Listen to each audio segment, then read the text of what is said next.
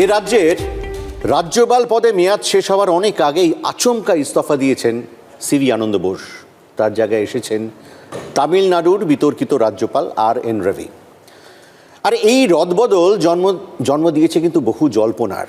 তার মধ্যে একটা হলো এসআইআর নিয়ে জটিলতার জেরে রাষ্ট্রপতি শাসন জারির একটা সম্ভাবনা কথাটা বলছি, অনলি ইঙ্গিত। সংবিধানের ৩৫৬ ধারা নিয়ে বিতর্কের সূত্রপাত কিন্তু সেই স্বাধীনতার পর থেকে, আজকের নয়।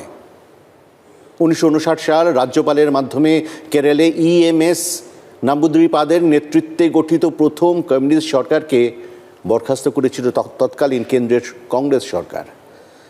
তখনই প্রশ্ন উঠেছিল, রাজ্যপালের কলমের খোঁচায় কোনো রাজ্যের জনগণের দ্বারা নির্বাচিত সরকারের পতন কি গণতন্ত্রে অভিপ্রেত?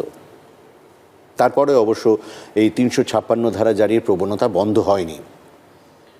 পশ্চিমবঙ্গ রাষ্ট্রপতি শাসনের প্রথমবার স্বাদটা পায় ১৯৬৭ সালে। এরপর বিস্তর জল গড়িয়েছে, বিতর্কের রেশ পৌঁছে গেছে সুপ্রিম কোর্টেও।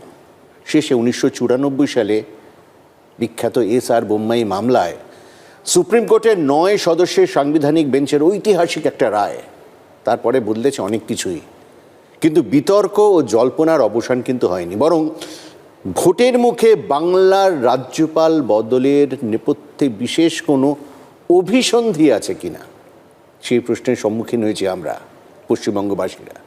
আর তাই আজকের মেগা বিতর্কের আলোচ্য, রাজ্যপাল বদল কি রাষ্ট্রপতি শাসনের ইঙ্গিত? যারা আমাদের এই বিতর্কে অংশগ্রহণ করবেন, আগে তাদের সঙ্গে একটু পরিচয় করিয়ে দিই। আমার ডান দিক থেকে পরিচয় করাচ্ছে, আমার একেবারে ডান দিকে রয়েছেন রাজনৈতিক বিশ্লেষক দেবাশিস ঘোষ। আমার সঙ্গে তারপরে রয়েছেন পরপর তৃণমূল কংগ্রেসের পক্ষ থেকে তন্ময় ঘোষ এবং সৌরভ চন্দ্র। আমার বাঁদিকে রয়েছেন বিজেপি নেতা রিতেশ তিওয়ারি, তার ঠিক পরেই বিজেপি নেতা সজল ঘোষ, ঠিক তারপরেই সিপিএম নেতা সায়নদীপ মিত্র। বোধহয় বিশ্লেষকের কথা শোনা উচিত। দেবাশিস বাবুর সবার কথা শোনা হয়ে গিয়েছে। দেবাশিস বাবু কেন?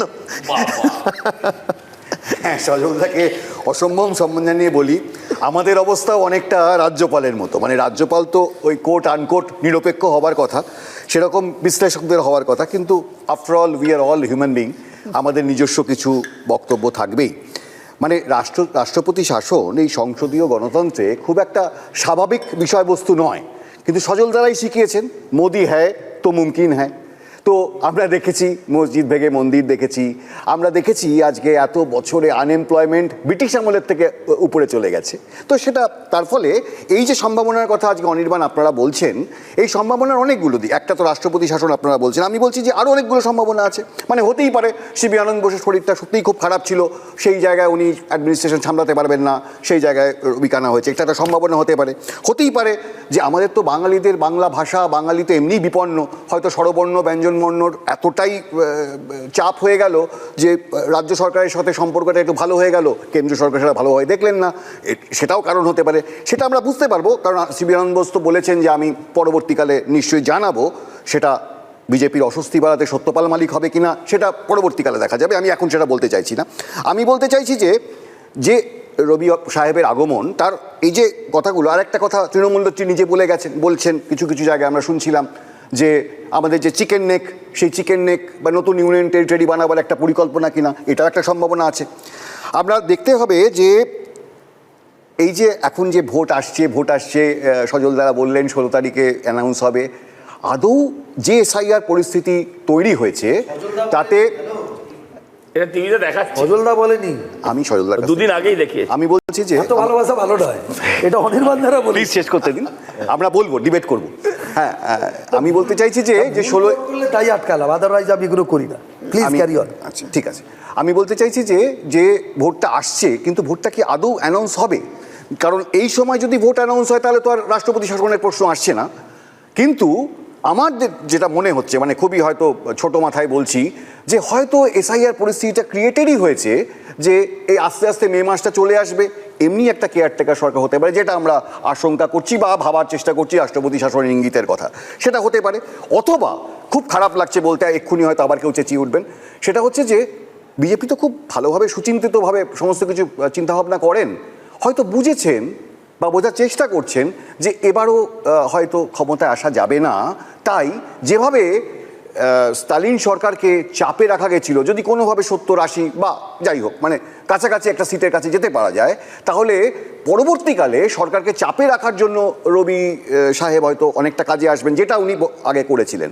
আমি এই সবার মাঝখানে শুধু বলার চেষ্টা করব যে দেখুন, আলটিমেটলি আমরা কি আলোচনা করছি, যে ভোটটা কোন দিকে যাবে বা কিছু যাবে অনির্বাণ, একটা জায়গা বোধহয় আমরা আজকে বলতেই হবে, সেটা হচ্ছে যে এটাও যেমন একটা ইঙ্গিত যে লোকসভায় বঙ্কিমচন্দ্র নিয়ে আমরা অনেক কথা বলেছিলাম, এখানে রবি সাহেবের নামটা মিলে গেছে, একটা অন্য জায়গাও চলে আসছে, মানে রবীন্দ্রনাথের জায়গাও চলে আসছে।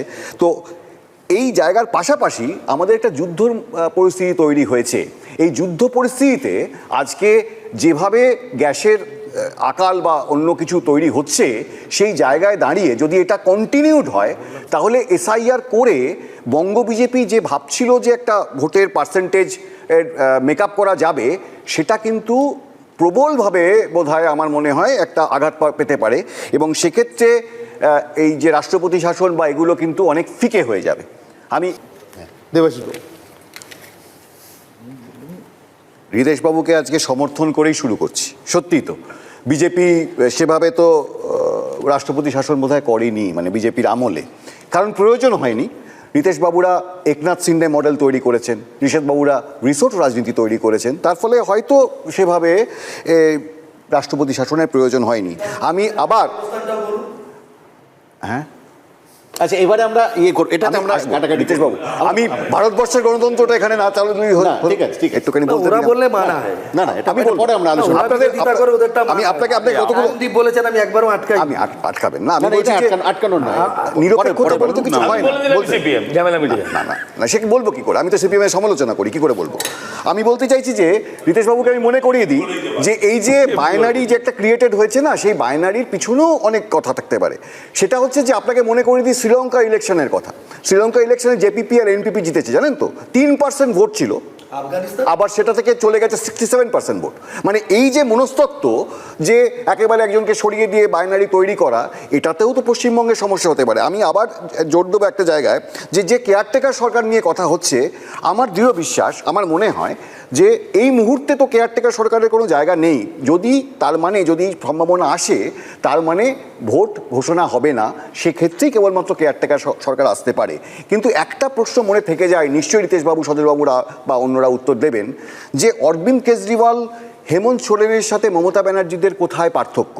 কেন অরবিন্দ কেজরিওয়াল বা হেমন্ত সোরেন গ্রেপ্তার হওয়ার পর মমতা ব্যানার্জি বা অভিষেক ব্যানার্জির বিরুদ্ধে কোনো স্টেপ নেওয়া হয়নি? এত কিছু জানার পর, দেখার পর কেন আজকের দিনেও ইডির হাত থেকে ফাইল নিয়ে চলে যাবার পরও মমতা ব্যানার্জির বিরুদ্ধে কোনো স্টেপ নেওয়া হয়নি? তাহলে এই যে বঙ্গীয় বিজেপি যেগুলো ভাবছে, আমাদের সাধারণ মানুষের যে ভাবনা, কেন্দ্রীয় বিজেপি কি আসলে সেটা ভাবছে না? আসলে কি তারা ভাবছে যদি কোনোভাবে তৃণমূল সরে যায়, তাহলে তৃতীয় বিকল্প হিসেবে কংগ্রেস বা সিপিএম চলে আসলে বিজেপির সমস্যা হবে, তাই তার থেকে অনেক ভালো যে এখানে মমতা ব্যানার্জি থাক বা তৃণমূল সরকার থাক, আমরা এই রবি সাহেবের মাধ্যমে ওদেরকে একটু চাপে রেখে যাই এবং সরকারটা চলুক। যদি এটা হয়ে থাকে, তাহলে তো আর আমার মনে হয় না কেয়ারটেকার সরকারের কোনো প্রয়োজন আছে। না না, বিজেপি বিরোধিতায় ওরা সূর্য পশ্চিম দিকে ওরা যা করবে সেটা এটাও বলতে রাজি আছে, তাহলে আর কিছু বলার নেই। প্রতিকূল খুব তাপ বেড়ে গেছে। আমি একটু সজলদার সঙ্গে কথা বলি। সজলদা একদম সুন্দর কথা বলেছেন। আমার একেবারে লোপ্পা বল দেবে না, ছক্কা না মারলে আমাকে গালি দিলে হবে না।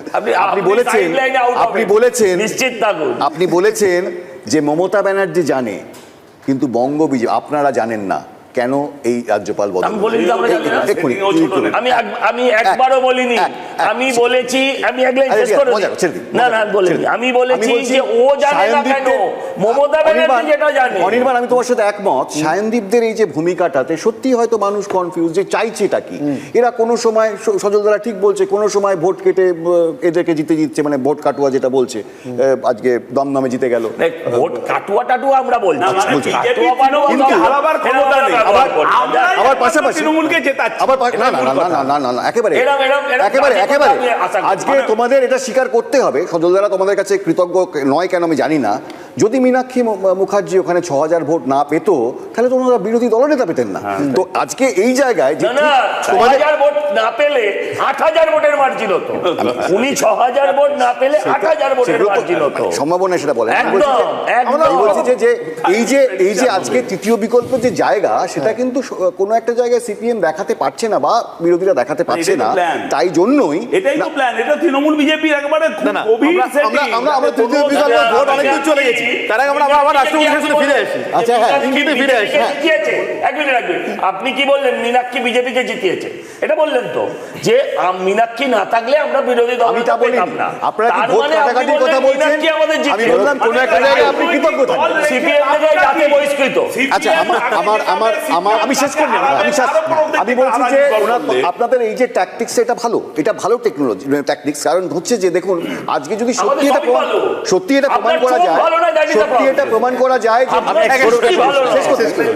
প্রমাণ করা যায় সিপে মূল একটা জায়গায় তৈরি হয়েছে, তাহলে তো যারা ধরুন আজকে বামপন্থী তারা তো অলরেডি রেগে যাবে। তার কারণ হচ্ছে যে এত যে দুর্নীতি দেখেছে তারা তো অটোমেটিক্যালি ভোটটা আপনাদের দিকে যে নিয়ে যাবে। মানে অলরেডি একটা যে এটা উনি যেটা বলছিলেন যে আমাদের বামের ভোট রামে গেছে, এটা তো ফ্যাক্ট, এটা তো মানতে হবে আপনাদের।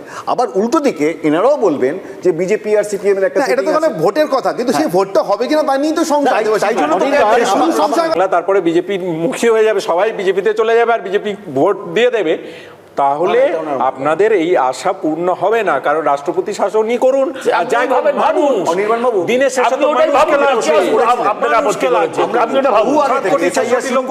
বলেছিলাম যে এত তড়িঘড়ি প্রসেসটা করলে তাহলে কিন্তু এই সমস্যাগুলো আসবে। আপনি একটা জিনিস উল্লেখ করলেন না, আমার দেবশ্রী বাবুকে একটা কথা বিশ্লেষক আমি আপনাকে জিজ্ঞাসা শেষ করি করছি, আমাকে এই বিশ্লেষণটা দিন। এসআইআর শুরুর বহু আগে বলেছেন না এত তড়িঘড়ি করলে সমস্যাগুলো আসবে। এই তড়িঘড়ির সঙ্গে তো ভারতের বাকি রাজ্য হচ্ছে, কোনো সমস্যা নেই কেন? এখানেই কেন সমস্যা সেটাই বলার চেষ্টা করছি যে আমি শেষ করে করতে দিন প্লিজ। আপনি এই কয়েকটা দিনে আর কোনো দুর্নীতি নিয়ে আলোচনা পেয়েছেন? আমরা এই কথাটা বলার পর এটাও বলেছিলাম যে এসআইআর করে মানুষের কাছ থেকে মুখটা ঘুরিয়ে দেবে দুর্নীতি থেকে এবং মমতা ব্যানার্জির হাতে এটা একটা অস্ত্র হিসেবে আসবে। আজকে আপনি দেখুন আপনি সেই আলোচনাটাই যাচ্ছেন, এটা আমরা বহুকাল আগে বলেছি। আপনারা আপনি যাই চান এটা ফ্যাক্ট, আপনার খারাপ লাগছে। আপনার পেছনে না ওই একটা পরী আছে, হাওয়ায় ঘুরতো আগে। আপনি দেখুন পেছন দিকটা, ওই ভিক্টোরিয়া মেমোরিয়ালের হলের পরীর ছবিটা আছে। আপনি কি ভাবেন মানুষ শুধু হাওয়ায় ঘোরে? মানুষ কি নির্বোধ? আপনি একা শিক্ষিত? কেউ চেঁচাতেই পারে, শুনুন মানুষকে এইভাবে হ্যারাস করেছেন কেউ বলতেই পারে, কিন্তু আপনি বিশ্বাস করেন যারা 26,000 মানুষের পেটের লাথি মেরেছে সরাসরি, মানে 1 লাখ পেটে লাথ, 1 লাখ মানুষের যারা পেটে লাথি মেরেছে, মুখের ভাত যারা কেড়ে নিয়েছে মানুষ বলে কথায়, তাহলে এই রাজ্যপালকে পাঠানো কি রাষ্ট্রপতি শাসন যে কোনো মুহূর্তে জারি হতে পারে, এই ভয় আর ভীতিটাকে বাঁচিয়ে রাখা, এই ভয় ভীতিটা বাঁচিয়ে রাখাও কিন্তু শাসন জারির থেকে কিছু কম নয় অনির্বাণদা। দেখি আর 2-3 সপ্তাহ আছে, বুঝে যাবো সকলে। তারপরে পরিষ্কার হবে যে সত্যি সত্যি রাষ্ট্রপতি শাসনের ইঙ্গিত ছিল নাকি রাষ্ট্রপতি শাসনের জুজু ছিল, যে জুজু দিয়েও আসলে অনেক কার্য সমাধান হয়, অনেক কার্য হাসিল করা যায়। এবারে মেগা বিতর্ক এখানেই শেষ করছি। সঙ্গে